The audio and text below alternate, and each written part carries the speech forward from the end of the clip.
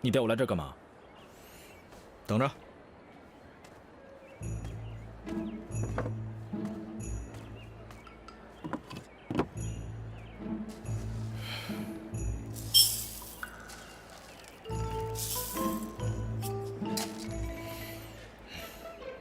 拿着，拿着，我让你拿着。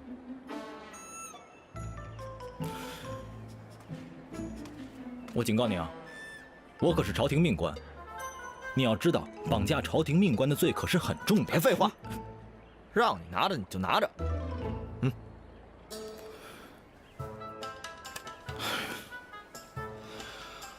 开始吧。开始什么？煮粥啊！粥？你特意绑本官来，就是为了帮你煮粥？不然让你干嘛呀？啊？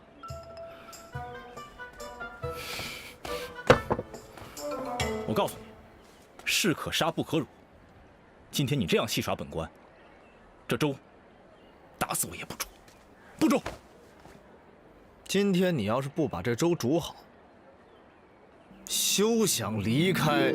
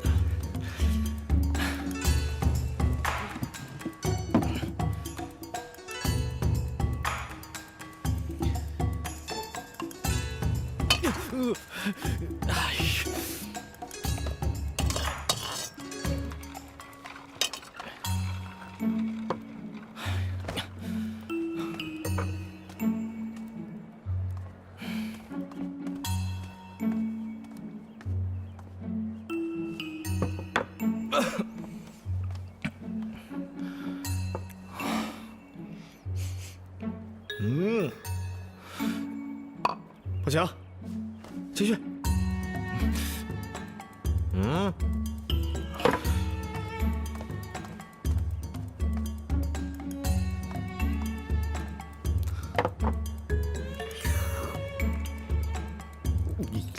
我的。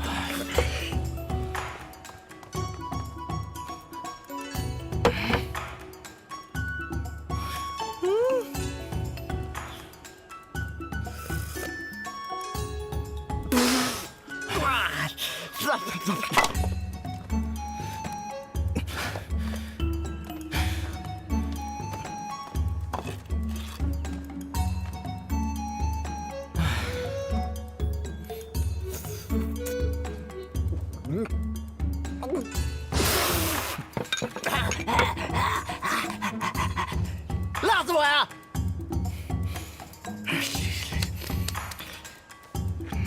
你走吧。你自由了。你走啊！走。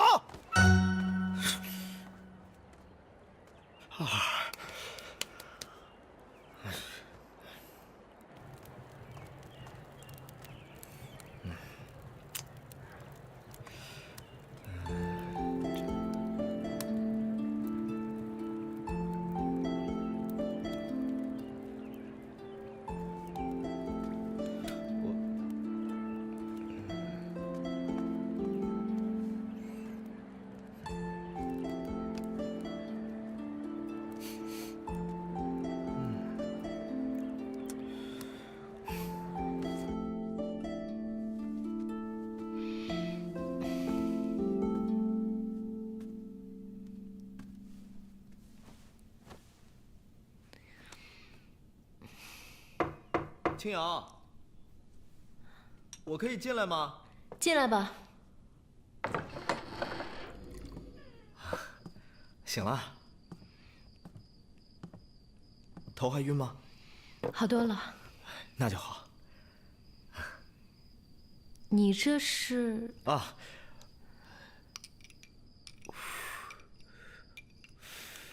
我试了好几次，都没成功。这次应该还可以。本来我想找那个，没什么，你尝尝。这是你做的啊？你肯定饿了，试试。啊，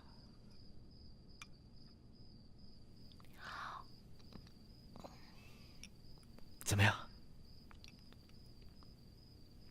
要是太难吃的话，你就别吃了。你给我吧，我再去做。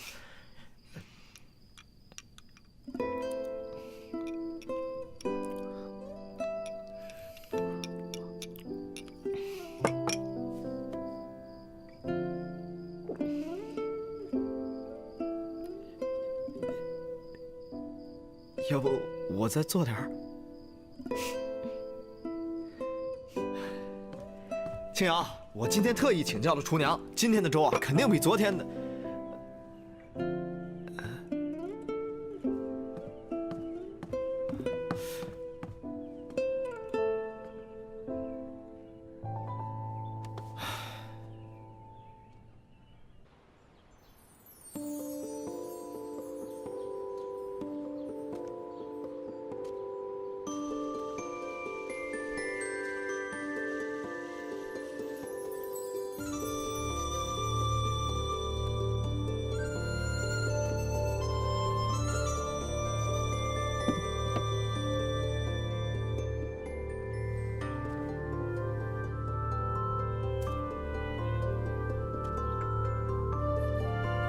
你好不好？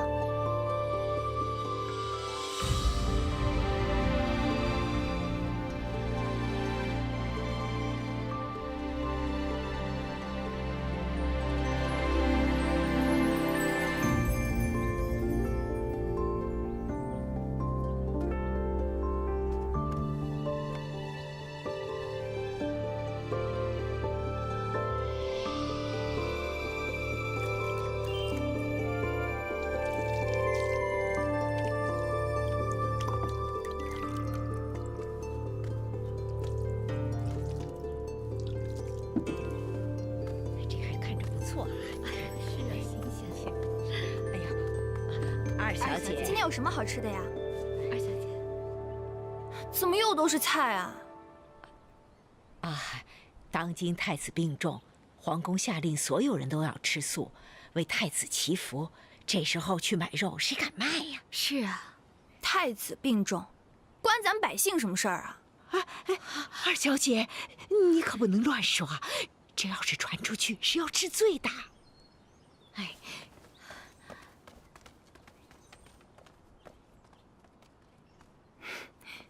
宋伯伯啊，乍儿见过宋伯伯。免礼。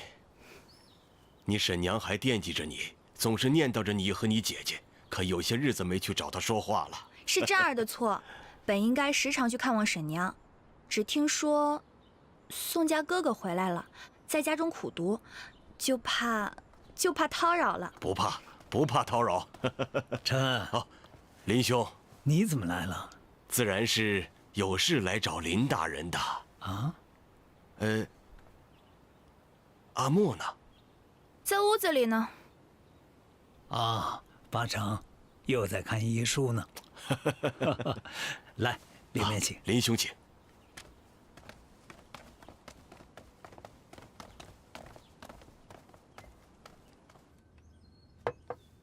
什么？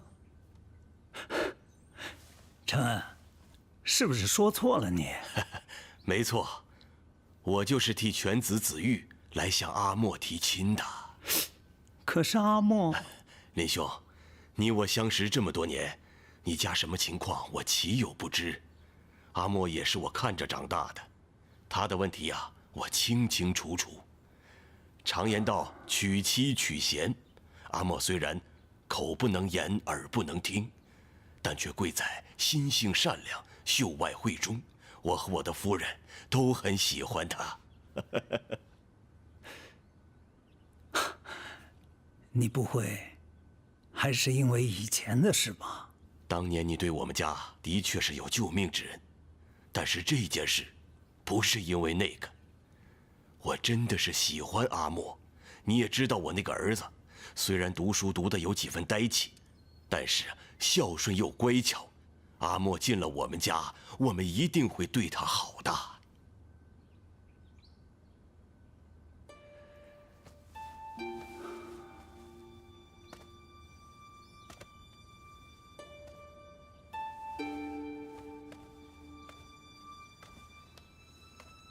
林兄，啊，你是舍不得阿莫，还是觉得犬子子玉配不上阿莫？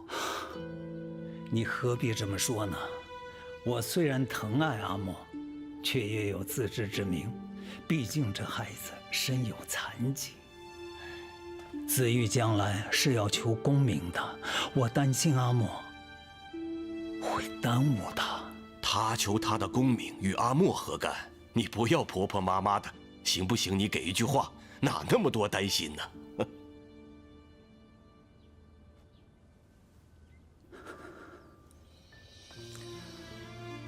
阿莫的命不好，自小就是个苦孩子。他能嫁进你宋家，对于他来说，这是一个很好的归宿。谢了。林兄，你养出一个好女儿，该是我感谢你才对呀。放心吧，我们宋家绝对不会亏待阿莫。你要是点头了，我这就回去准备了。好，听你的。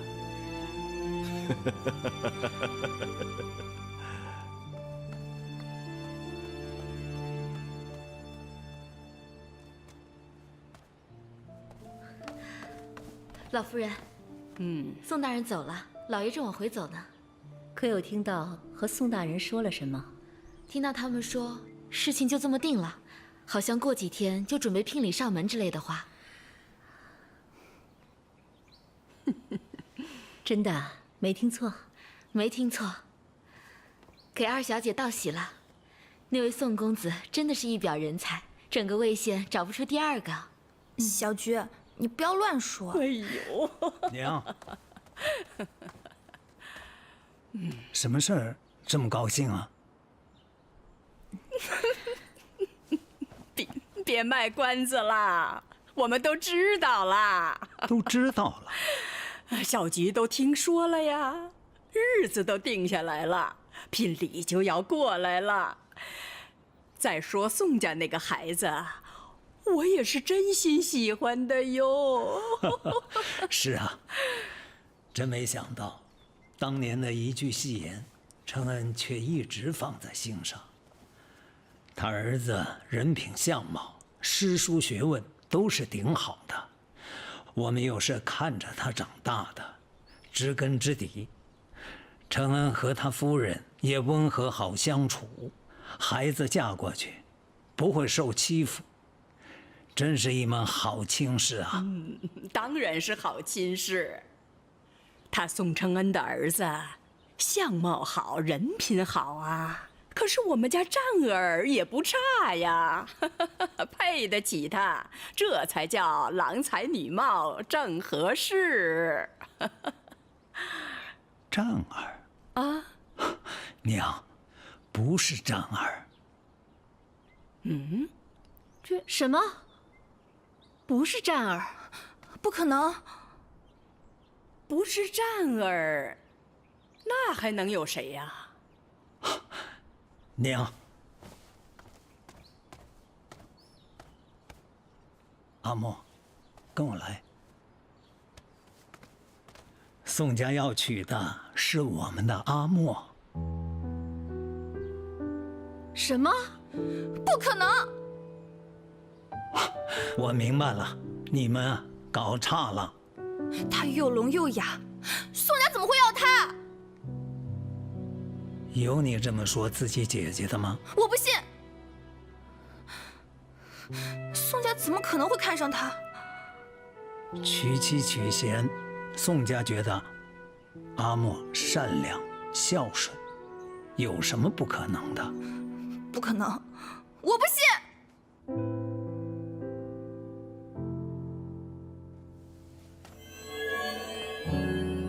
神尊息怒，这可不怪小仙。灵犀渡劫所立何事，乃是冥冥之中自有注定，与小仙没有丝毫干系。本尊没有责怪你的意思。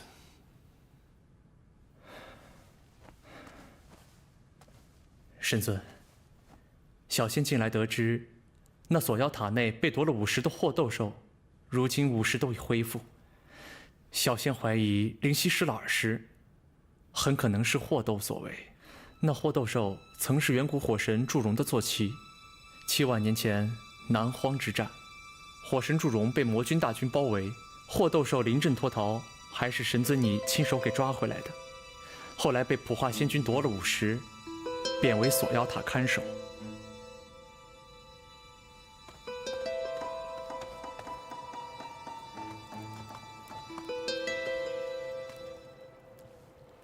那祸斗兽前些时日发狂，被袁童制服，现已被夺去看守之位，被关押在了这里。你在此等本尊。是。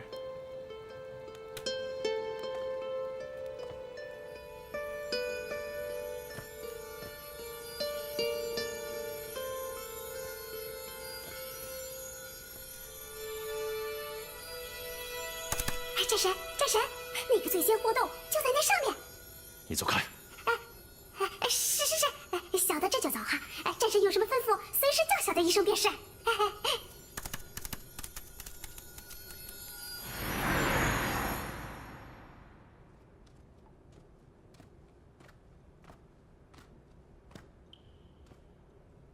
那女人说，祝融要死了，是真的吗？他已经死了。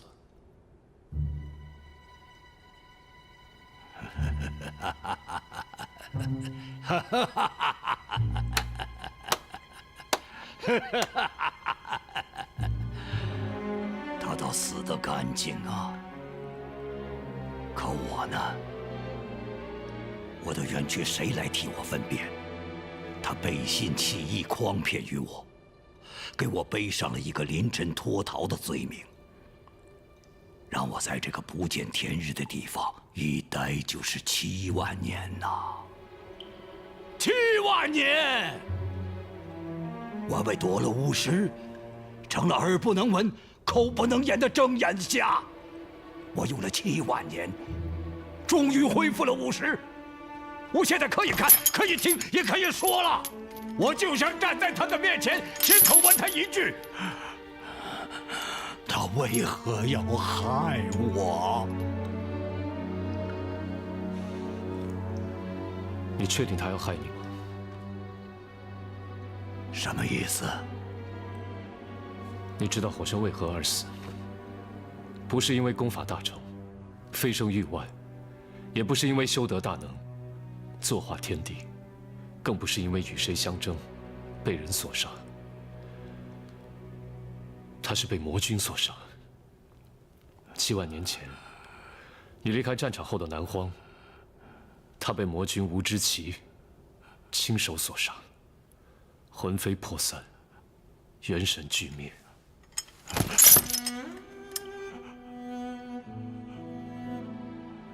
不管你是真的临阵脱逃，还是如你所说的被他诓骗，都只有一个结果。那场大战之中，只有你自己活下来。你跟火神相伴数万年，他是什么样的人，你应该最清楚。你用了7万年，都想不出他有什么理由要害你，那就证明他没有要害你。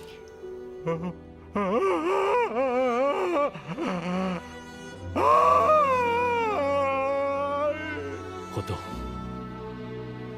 他是在保护你，他只想让你活下来，你不知吗？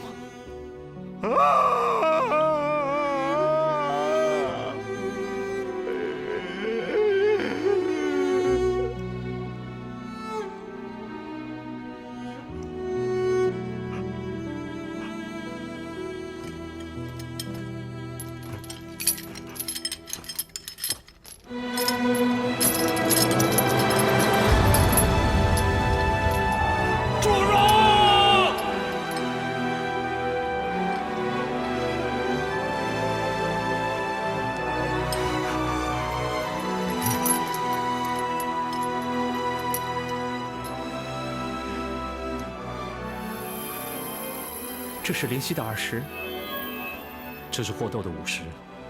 怎会如此？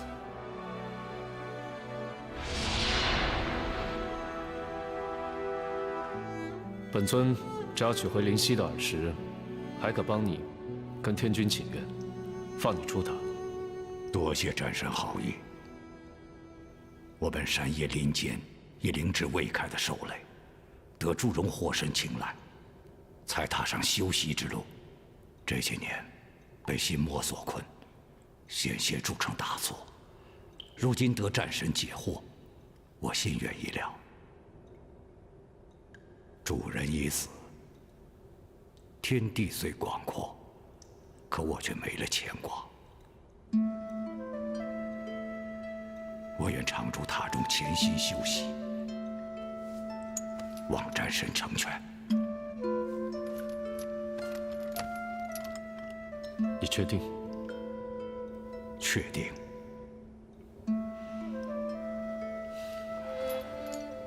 还有一件事，那日战神挖心还定之后，那位小仙子见你元气大伤，在我的蛊惑之下，用他的耳石换了我的火精，想为你续命。挖耳的过程十分痛苦，但他忍了下来，一声未吭。后来他被带去大殿审问，回来之后，就彻底听不见了。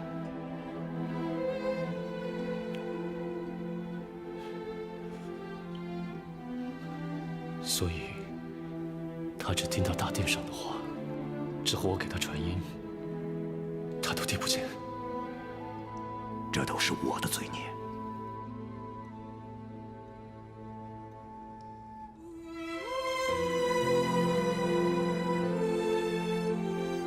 主人已死，在这世上，再也没有我想见的人。我想听的事，我想说的话了。这无失于我，我愿献出，为我赎罪。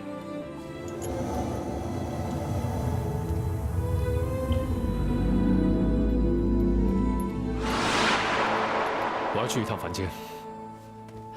神尊留步。神尊不是便要这般直接的将耳石还给灵犀吧？有何不妥？当初灵犀虽是地仙，但终究是仙，可如今他肉体凡胎，叫他如何承受得住呢？这瓶中是一颗灵种，神尊可以在凡间找一片灵气充沛之地，将此种与午时一同种下，1年之内，此种便会生长、发芽、开花、结果。灵犀只要吃掉灵果，耳石便可恢复。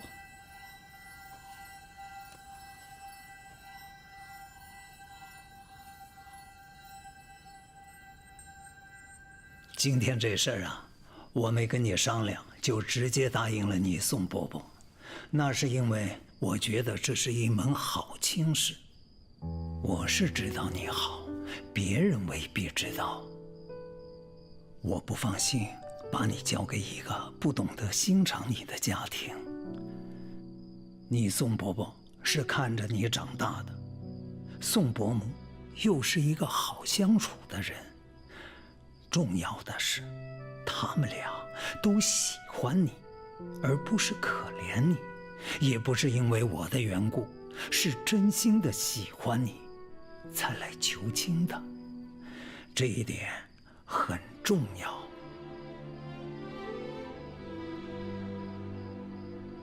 宋子玉这孩子，我是看着长大的，品性也很好。哎，对了，你们两个小的时候是见过面的，他比你大5岁。这些年一直在外面求功名，学问是很好的。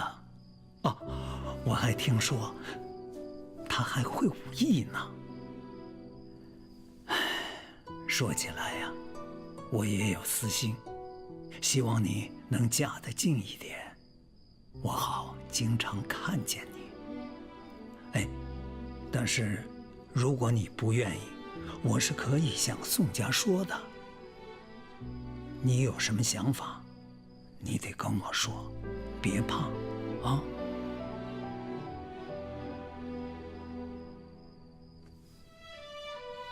都听爹爹的。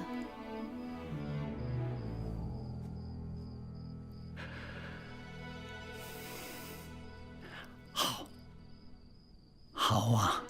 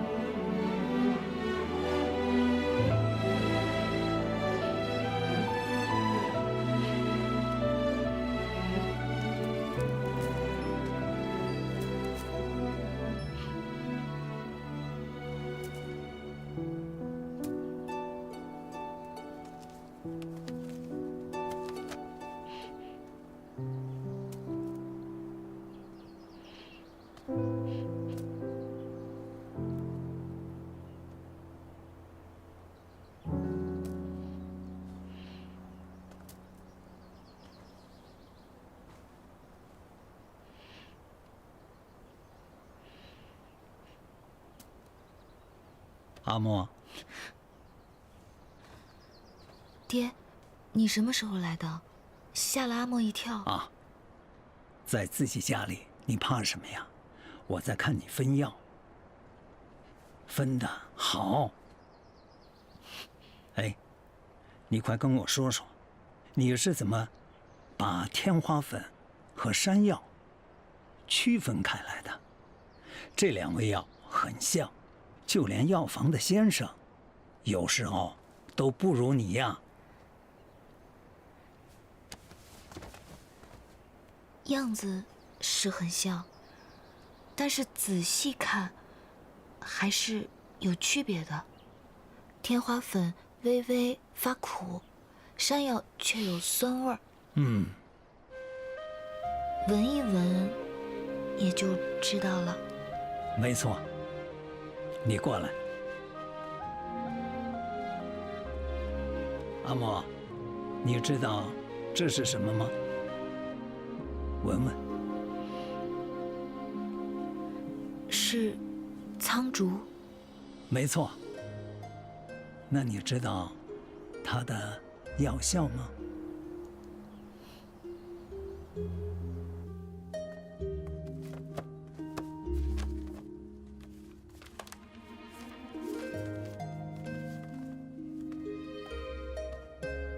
阿莫，苍竹味辛且苦，性温，它具有燥湿健脾、驱风散寒、明目之效。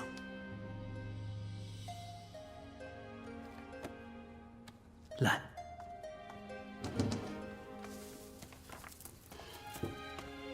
这个叫鱼腥草。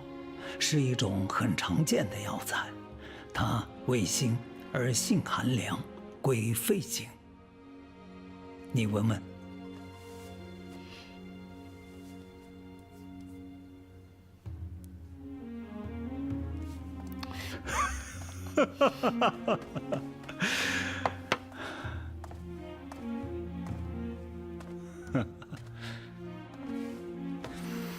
阿莫，你可不能小瞧它，它能清热解毒、消肿疗疮、清热止痢，它的好处颇多呀。像这样不起眼的草药，在附近的山上还有很多，这些都是老祖宗留下来的瑰宝啊。阿莫，你不仅要能知善用，还要一代一代的传下去，明白吗？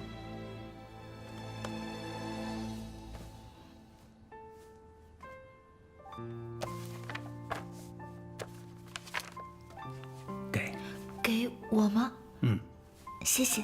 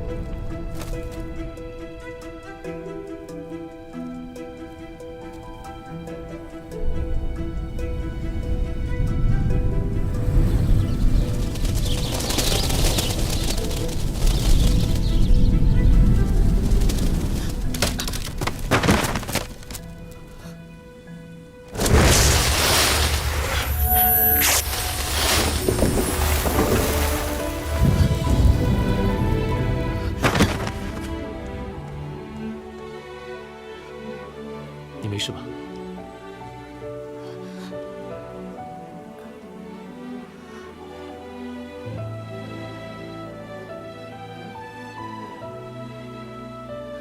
谢谢。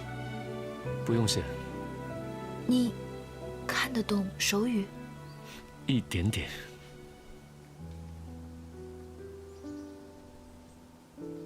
你长大了。你是一直守护我的神仙吗？宋子玉这孩子，我是看着长大的，品性也很好。哎，对了，你们两个小的时候是见过面的，他比你大5岁，这些年一直在外面求功名，学问是很好的。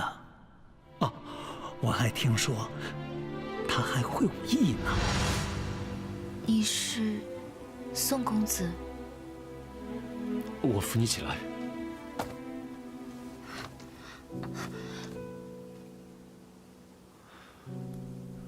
你脚受伤了，我帮你看看吧。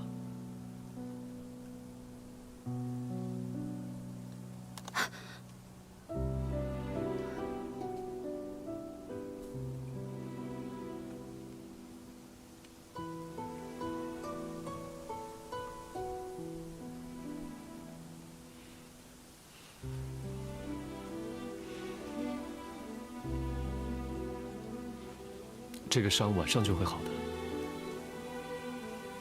你耳朵听不到，以后不要一个人在山上采药，很危险。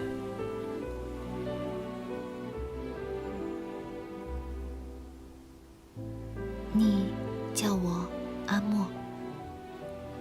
阿莫。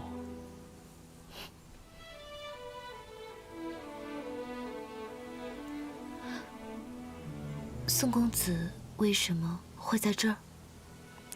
时间不早了，你脚受伤了，我送你回去吧。没事，一点点小伤。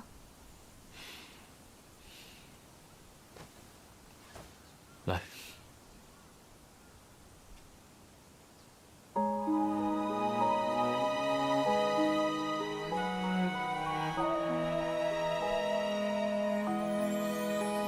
我漂流在水天一色的银河，看月光荡起层层银光。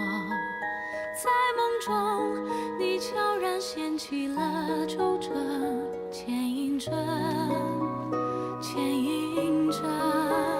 天空它带给我隐却的快乐，与你在萌芽星河。不会是要下雨了吧？我此生的泪波怎快活？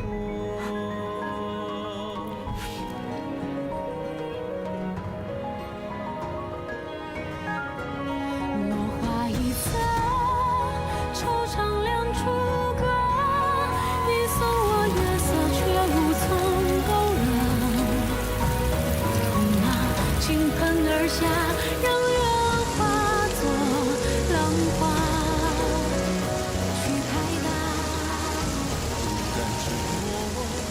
谢谢。飘过夜行的水波，为你洗是不是冷？怎么不进去？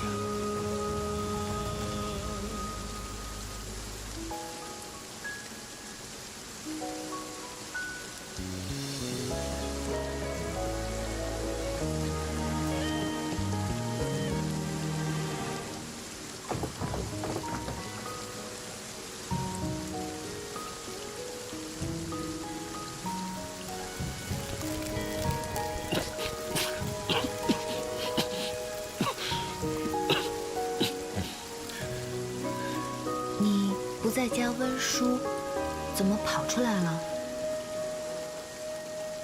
你说什么？你都淋湿了。没关系。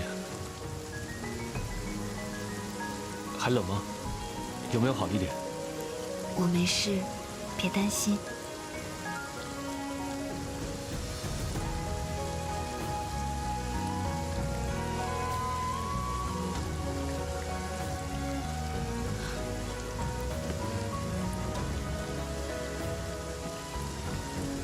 你的手怎么这么凉？是生病了吗？没有。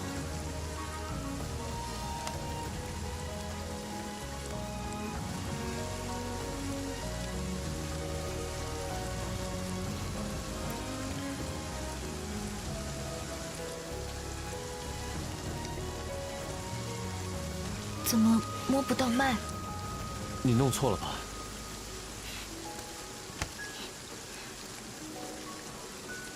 我没事，不用担心。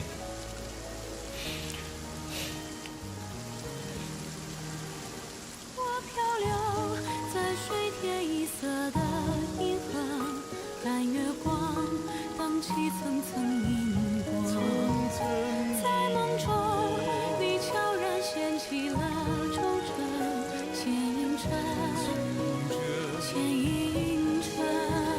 天空它带给我隐却的快乐，与你在萌芽星河。你却已流成我此生的泪波，怎快活？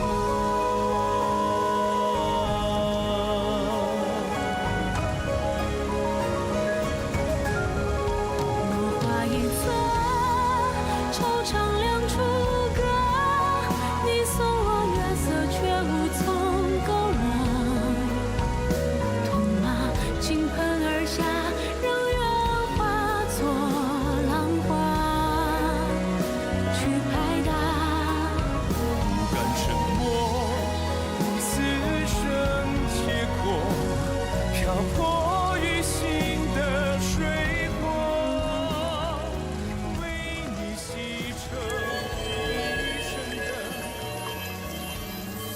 雨就要停了。还要再下一会儿。